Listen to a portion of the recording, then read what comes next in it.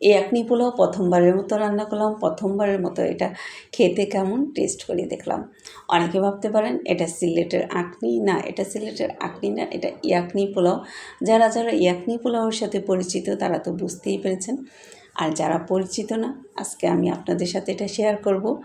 এই ইয়াকনি পোলাওটার উৎপত্তি হলো ইরান থেকে, অনেক বহু বছর আগের এটা।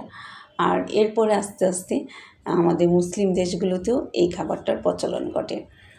এক আপুকে দেখলাম ইয়াকনি পোলাও রান্না করছে, তখনই মাথায় ঢুকে গেল এটা আমিও রান্না করব এবং টেস্ট করে দেখব এটা খেতে কেমন। এটা রান্না করার জন্য আমি গরুর মাংস নিয়ে নিলাম 1 কেজির মতো। আর মাংসের পিসটা ছিল একটু বড় বড়, মানে আমরা রেগুলার রান্নার জন্য যে সাইজটা করে থাকি সেই সাইজটাই। এই যে আপনাদের দেখিয়ে দিলাম কেমন সাইজ ছিল, এটা একটু বড়ই থাকে সাইজ। যাই হোক, এখন আমি এখানে যে যে মশলাগুলো ব্যবহার করব সব কিছু একটা বাটিতে নিয়েছি, তবে পরিষ্কার কোনো ছোটো কাপড়ে পুঁটলি বেঁধে নিলেও বেশ ভালো হয়। আমার সেই ব্যবস্থা ছিল না, তাই এখানে আমি জিরা, ধনিয়া, এলাচ, দারচিনি, লবঙ্গ এগুলো দিয়ে দিলাম আস্ত। আর এখানে পেঁয়াজ আর দিলাম আদা, রসুন, এগুলোও কিন্তু আমি কুচি করে দিয়ে দিলাম।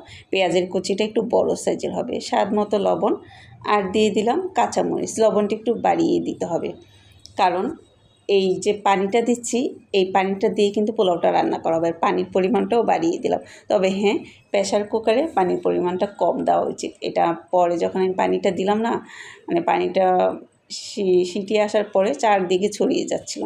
যাই হোক, মাংসগুলো সিদ্ধ হয়ে গেছে। এখন আমি যা করব, একটা প্যানে সয়াবিন তেল দিয়ে দিলাম।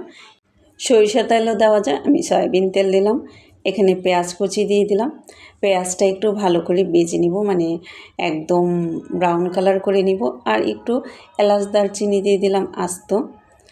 আর এখানে আদা রসুন পেস্টও দিয়ে দিয়েছি। ততক্ষণে কিন্তু পেঁয়াজটা ব্রাউন কালার হয়ে গিয়েছে। এখন আমি পেঁয়াজ, আদা রসুন এগুলো ভালো করে একটু নেড়ে চেড়ে কষিয়ে নিলাম। এখন আমি মাংসগুলো উঠিয়ে উঠিয়ে দিয়ে দিব। আর মাংসর যে ঝোলটা সেটা কিন্তু প্যানেই থেকে যাবে।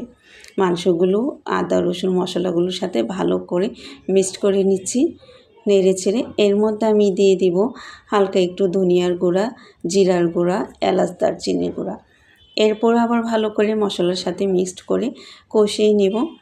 আর এই পাশে আমি যে ঝোলটা ছিল মাংসের অবশিষ্ট, এটাকে কিন্তু আমি একটু ছেঁকে নিয়েছি একটা ছাঁকনি দিয়ে। মাংসটাও প্রায় কষানো হয়ে গিয়েছে। পেঁয়াজটা একটু বেশি ভাজা হয়ে গিয়েছিলো, এই জন্য কালারটাও এসে গিয়েছে একটু অতিরিক্ত। যাই হোক, আমি এখন পোলাও চালটা যে ধুলাই করে রেখে দিয়েছিলাম সেটা দিয়ে একটু ভালো করে নেড়ে চেড়ে ভেজে নেব।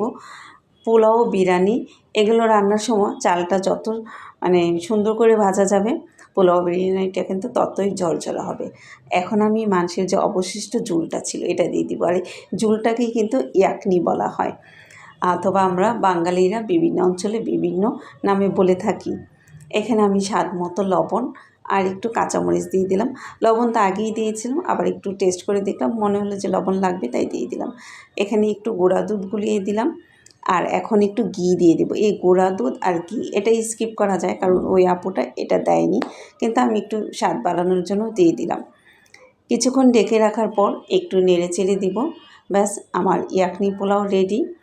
আর কোন কোন আপুরা এই ইয়াকনি পোলাওয়ের সাথে পরিচিত, বা আপনাদের কাছে ইয়াকনি পোলাওর টেস্টটা কেমন লেগেছিলো একটু কমেন্টস করে জানাবেন।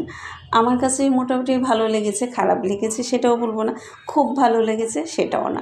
আমার মনে হয় ইয়াকনি পোলাও থেকে আমরা যে বিরিয়ানিটা রান্না করি ওইটার টেস্ট একটু বেশিই ভালো।